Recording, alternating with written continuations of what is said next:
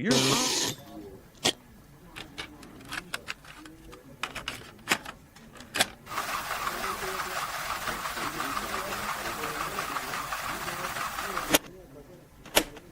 Have you seen that replay, buddy? All right, man, I'm done talking to you.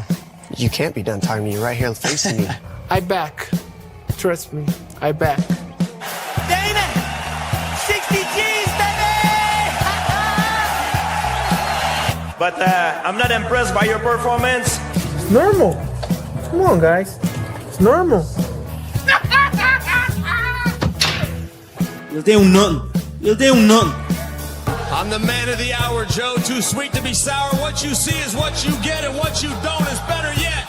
I'm the women's pick. I'm the men's regret. And if you win against Chael Sonnen, you made a bad bet. I don't have much left to say other than you have seen nothing yet.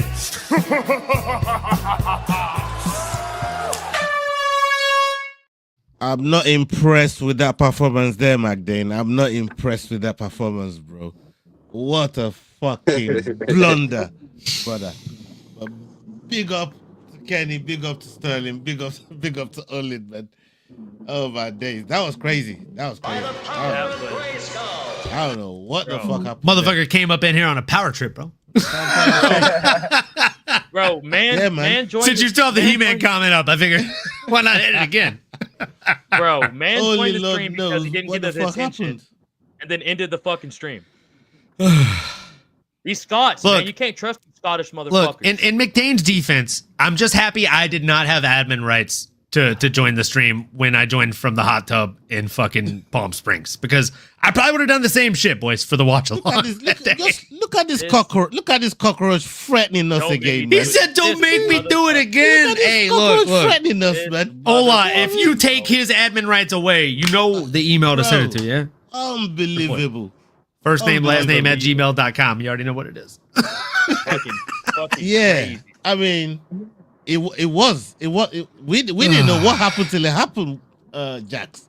We I'd had maybe no pop idea another what Zen happened. in for this show What? right What now. the fuck happened? Bro, but that was bro, I saw John exiting. I saw John Anik pop up, and I was like, "Did Ola just end the stream?" I was like, "Are we done?" Yeah, I don't know what the fuck. Subscribe happened not now, but right now, folks. Yeah, no. Fucking John Anik came in hella hot. I was like, whoa, that seems way too soon. That was Feel like how we it did- happened. like, damn. We did two fucking was- topics. I know we had good conversation, but did he run out of time already? Yeah. Bro, I mean, I- so that who motherfucker- was on this? Who was on the topic of Aljo and Leroy Murphy? And yeah, Olin, did you got something on that? I mean, look, I think I said my bit, but I'll say it again. Look, I think Lerone Murphy is a decent matchup, but I simply think Aljamain Sterling is not only a better matchup on paper, but he's also a better marketable matchup. And going back to my corporate America kind of marketing brain, I'm going with the more marketable guy. And the fact of the matter is, if I ask all three of you guys, like yes or no, or like not a yes or no answer, but a this or that answer, right? Who has more tread on the tires, Aljamain Sterling or Lerone Murphy? I'd say Lerone. I think anybody Aljo. would for the most part. You say say Aljo. Yeah, Why do you say Aljo, bro? Bro, you think about how many Dude, title fights Lerone he's Murphy's in. been in one 5-round fight, dog. That's what I was just. That was my point right there. Like, think about Like, how many he's title not fights been to Homeboy's war. He's been to battle. There's a difference, in my opinion. Like, I think the man underneath me can agree here. Like, Black Diamond. Like, what are your thoughts on this? Who do you think has more tread on the tires here? Oh, we had for just from their fights. To me, it looks like Aljo. I don't know. Like, I don't know. He took some hidings. Hey, salute to you, I'm not KBD. going to argue with the guy Sean that's a O'Malley professional fighter. All right, I still train. I spar every now and then, but I'm not trying to fight you, dog. Nah, obviously, I don't know. Like, obviously, I don't know. I think most of the damage that fighters get is actually in training and not the fight. Like, do you know what I mean? That's fucking very Like, I true. see You know, fighters that that's never so take damage in. true. That's fair. Like, I got see beat up a lot fighters- worse in sparring than I ever did in the smoker I did. That's for sure. Like, I see some fighters, that never get hit in the fight, and then they get battered in training. Then I see fighters like that like get battered in training and then they don't get touched in their fight. So you just never know. Like, but Yeah. from the fights, it looks like to me, I don't know. Sterling has a longer career so far. I don't know. I actually don't know, to be honest. It's actually a good debate, to be honest. That's the thing. Like for me, I feel like the 5-round fights add a lot of wear and tear to the tires, man. Like that's when you go to America's Tire and they're like, hey, you need to replace these. It's not a you can wait a couple more miles. You need to do this today. And I feel like with Aljo, like I mean, in my heart of hearts, in my brain of brains, I got to say the guy's got 2 years left max. Especially, and I also think like aside from the wear and tear on the tires, right? Ola, like who has more going on for them outside of the sport? Aljamain. He's got Funk Harbor rum. He poured me 2 shots of it. It was fantastic. But like besides that, like he has side markets. He has a marketable voice. Lerone Murphy is not doing a ton of media things. I think it was Sterling that mentioned this earlier, right? Like he's not on social media that way as Aljo is. So like for me, it's tough. It's tough. And dude, shout out Grimy and Olin the dog bet cashed again, bro. Dude, hey, you guys. We started 5 weeks into Dana White's Contender Series, but this is the smartest experiment I've ever come up with. I've got to do a shout out. So I started looking at Dana White's Contender Series and I thought to myself, this is a lot like college football. Like, this is all the people that want to get signed. This is all the people that are young and hungry, and Vegas gets it wrong far more often than not when it comes to these young, hungry dogs. So I told myself every episode for the rest of the season, I'm putting 1 unit on every single underdog. I'm currently up 4 units. After losing every single fight for almost 2 whole weeks. Hey, you know what? This is a good segue. I love this. You guys keep pivoting to the next topic right here. Let's and go. I want to get. I do for the betting guys, especially Grimy in the chat. I really need to get your take on this, on what Jared Gordon has said here, and then we'll go to Kenny for his thoughts on it. Jared Gordon explains why he decided to go through with fighting Rafa Garcia at Noche UFC, despite getting hit by a car the day prior. Gordon fought with a sprained MCL and ended up losing via TKO in the 3rd round. Speaking to Full Send MMA, he said, going to ceremonial weigh-ins, I was like, bro, I'm limping. I was limping. I can't go on stage limping, so I have to just bite my teeth and pretend like I wasn't hurt. I don't need them to intervene and tell me that I shouldn't fight. I wasn't going to say anything, because then it just looks like you're making excuses. But Bilal tweeted it, and what am I going to do? As a fighter going into the fight, I had good momentum. I just got a new contract, just had a knockout win over a great fighter. I'm going into UFC Noche, I'm fighting on the main card, tough opponent, Rafa Garcia. I felt like I knew I was better than him. This is a great opportunity. I can't let this one go. I don't want to let the UFC down. I don't want to let the fans down. I've got 30 people texting me. My dad, my brother, all my close friends. It wasn't about the money. I make an income outside of fighting. I don't have to fight. Look at the comments. People are like, oh, these broke fighters. They shouldn't be. Mostly bettors, guys that are losing money on bets. I'm getting DMs. You should tell people when you're injured so we don't bet on you. You think I give a about you and your bets? You degenerate loser. There's just so many things for why I wouldn't pull out of a fight. The UFC, they're like, the day of the weigh-ins you're going to pull out? It would be one thing if it was 2 months before. Oh, I got hit by a car, I hurt my knee. I've got to pull out. Understandable. They have time to find a replacement. But to weigh in and then be like, yo, I'm pulling out, it just looks bad on you. And I don't know. You get shelved, where you're looked at as you're not reliable. The day of weigh-ins you're pulling out. Why? We put you on the main card, big spotlight, and you're pulling out? Alright, you're not trustworthy. I don't know. And I didn't even want to test it. I didn't want to find out if they would or wouldn't give some leniency. And I wanted to fight. I had such a good camp. He said a lot there, and Olin for the betting people. Shout out to Grimy in the chat. You know what I mean? He's one of our betting nerds here on this channel, and I just want to get your take on what he said about the betting people that, you know, because he fucked my parlay up. I ain't gonna lie, I was hating on him that day, but I didn't go into his DMs and start firing him messages.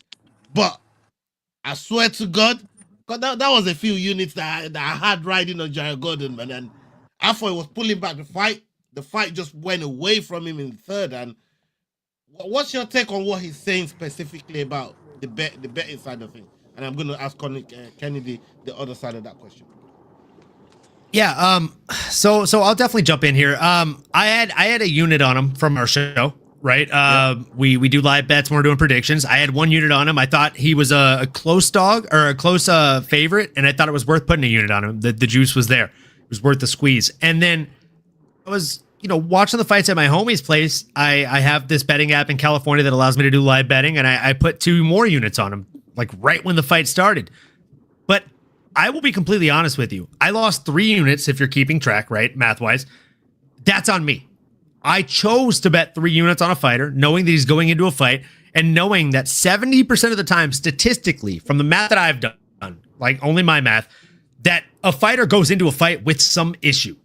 Whether it is like really hardcore, like a fucking torn ACL or a partially torn ACL that they're going in, or something like a clicking shoulder.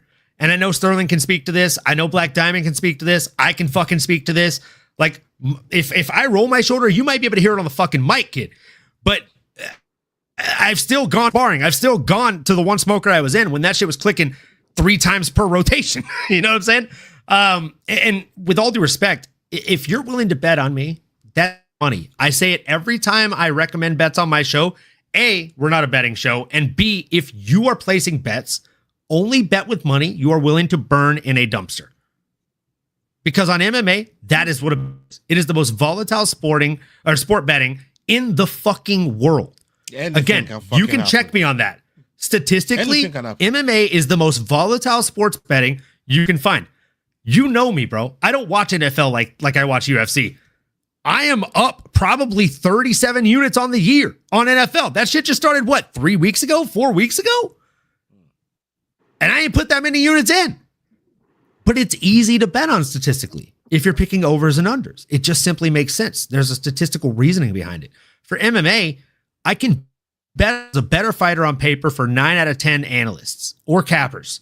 And then for whatever reason, that guy who's supposed to lose based on 9 out of 10 people use comes out there and gets a flash KO. We've seen it happen time and time again. Matt Serra versus GSP comes to mind.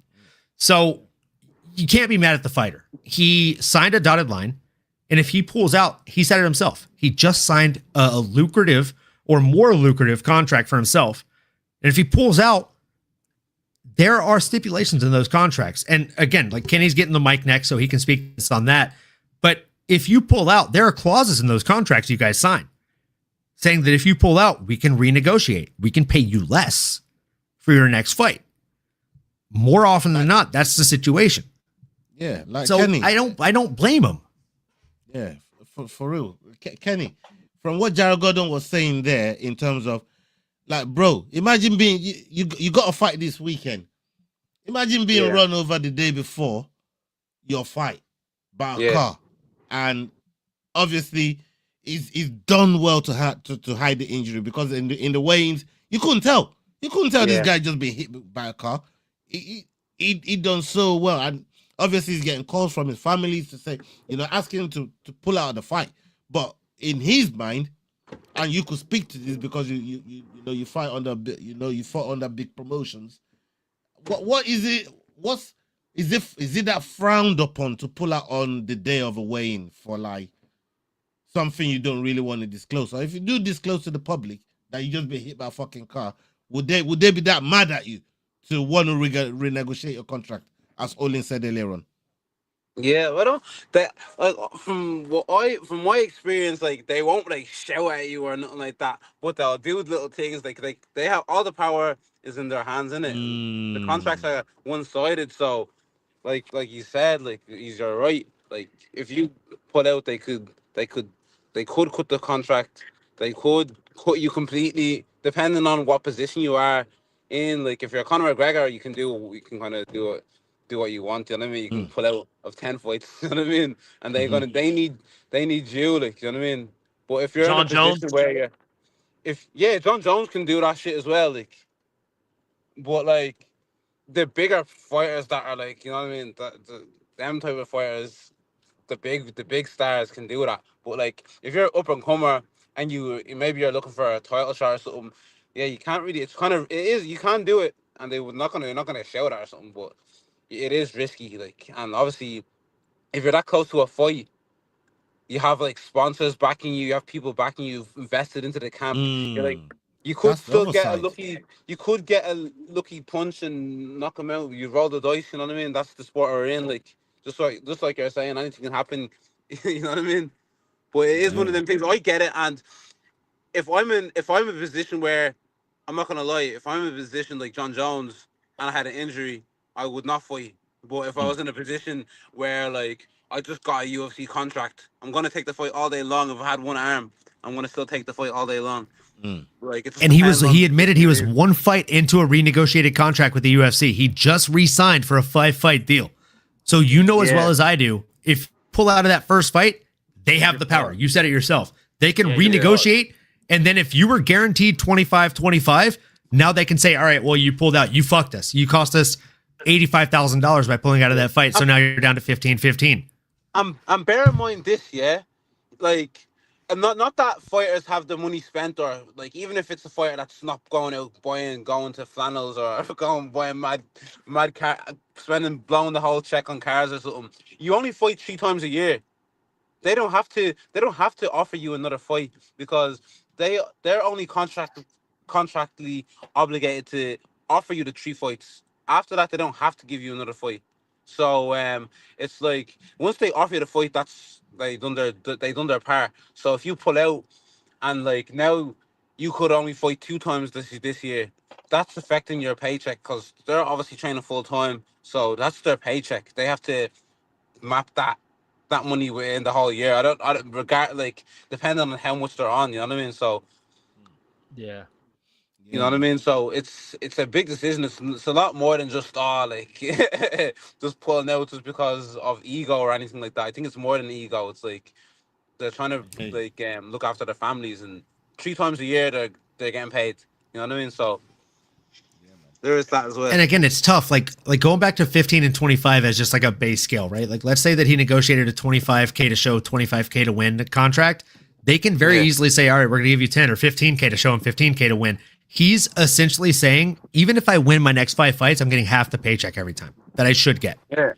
Yeah. Like when Like you're that, at that that's stage fucked. when you're at that stage, you're trying to like build a relationship with them. You know what I mean? Like John Jones and Conor McGregor, they already built a relationship. That's done. But these men need to build up their relationship. So there's still a lot more pressure on them than like a John Jones or anyone like that. You know, so.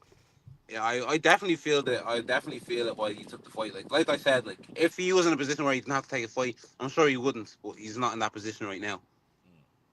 I mean, and again, the people that are complaining, Ola, are the people that bet like anywhere from $100 to $2,000. Again, this guy's talking about a $25,000 to show, $25,000 to win. You lost 2K, he would have lost 10. Fuck off, respectfully. Like I lost money too. I did. There you go, Grimy. There you go. You got your answer right there. I mean, Grimy is getting grimy up in here, but it's like, it cost me $100. Grimy, how much did you win on my experiment last night on Dana White's Contender Series? Since you lost $100, I'm just poking the bear here. Come on, how much did you win last night on Dana White's Contender Series? Following my lead, bro. Did you cover the 100? No, Grimy is going crazy over here, man. Big up on yourself, man. Thank you to everybody that's watching us live. Salute to every single one of you. Kenny, you got to fight this weekend. We've got to talk about your fight. We've got to talk about what you got coming up. How has your camp been? We've seen the preparation. And people, if you're not following Kenny on his socials, you need to get on there. Kenny Black Diamond on Instagram. Go check out his page. He's always got content loaded on there, man. So how's your camp been? Your preparation for this fight? Tell the people who your opponent is, and not revealing your game plan or nothing, but what your fans should expect from you. Yeah, obviously, I've been on a little skid, like, so we're gonna, like, obviously, I've fixed, without making excuses, I've added in things where I think that should have been done in the last camp, and that, so, I'm going into this one confident. I know, like, once I've done everything I could do possibly, like, I can look back and say, yeah, I done. I don't, like, my last fight, I feel like that was shit. And I think I looked at that fight like, this is gonna be an easy fight. I'm just gonna go in, sweep him like a fucking broom. Do you know what I mean? The easy work, and then yeah, just that'll be it. But when it was a hard fight and the guy was busted up and he was still coming forward, had a mental effect on me. So I just changed my mentality in this fight. I feel that I'm going into this fight thinking this is going to be a war. It's going to be back and forth. I'm expecting my eye to be hanging off me, and I'm still going to have to push through and look for shots and look for a way to win the fight. So that's my mentality this time. And if it goes handy, happy days. But I'm not expecting it to go handy. Grammy says he's going to put $100 on you. Well, don't worry, man. Let's go, Grammy. Yeah, I'm gonna make you proud. Hey, don't you worry, put $100 yeah? on him, but if you fucking DM this guy, I'm fighting you. All right, bro? Yeah, don't DM Kenny like that. Win, lose, or draw. Don't DM this kid talking shit, bro. I'll fly to America, bro. We'll pick a gym and we'll spar. It'll be good content, Grammy. Yeah, man. Olin, you got something for Kenny here? I do. So looking at your record, right, and looking at your fight tape in general, outside of your amateur career, all of your wins have come by way of finish. So my question to you is, what is the game plan coming into this if you have a specific game plan? Like, are you looking for the finish, or are you looking to be a little bit more calm, collected, and just cool-headed in those first, maybe round and a half, 2 rounds when you're going into this fight? No, so the game plan is I want to be put this pressure on from the start. Obviously not too much pressure where I put myself in harm's way for a takedown or a heavy overhand or something like that. But yeah, I'm gonna be looking to win every minute of the fight. No, I'm not gonna be looking to feel out. I'm just gonna go look for the finish. Not look for the finish, but I'm gonna set up the finish, if that makes sense. Absolutely. Not hunting for the finish, not rushing for the finish, but staying in the face of Damon Donald until the presence of a finish presents itself to you. 100%. Man, fuck Damon Donald. How about that shit? Fuck Damon Donald. Let's go. Hey, I'll fucking drink to that. Let's fucking go, kid. Cheers to you and that win on Saturday. Let's fucking go. Hang on. When this kid stops talking, I'll tell you. You know what you need to start doing, Kenny? You need to Talk start looking to for him, somebody to bail Sterling. you out of prison, brother. That's my cheers, yeah? Hey, come on, son. Kenny, hopefully you got somebody that Talk lives to close him. to you, brother, because they're gonna need to come bail you out of jail, son. I want to see fucking dead bodies unconscious laying on the fucking floor. I don't give a fuck whose eyeballs hanging out. It's not gonna be yours. Fuck him. I don't give a fuck about him. Fuck his strategy. Fuck his game plan, dog. Ilya Taporia, this motherfucker, dog. Pressure this bitch ass little boy. Stay in the fucking pocket. Work his brittle ass fucking body. Break his bitch ass little bones. Shatter his fucking nose. And fuck him, son. Hayes Warriors, get the fuck out for the Black Diamond, man. That's the energy right there, Kenny. That's the energy right there, my That's brother. right, baby. It don't matter if it's 1-on-1, 3-on-1, or 9-on-1. They're all gonna need 9-1-1 if they go against the Black Diamond. Let's go. Let's get it. Yeah, man. That's what's up. That's what's up. That's what we need. That's what we want. You know what I mean? We want you going into that fight full of energy and just go and take heads off, man. 100%. Choke a motherfucker out. Fafo gang. Fuck around and find out, yeah? Come on, baby. One of them.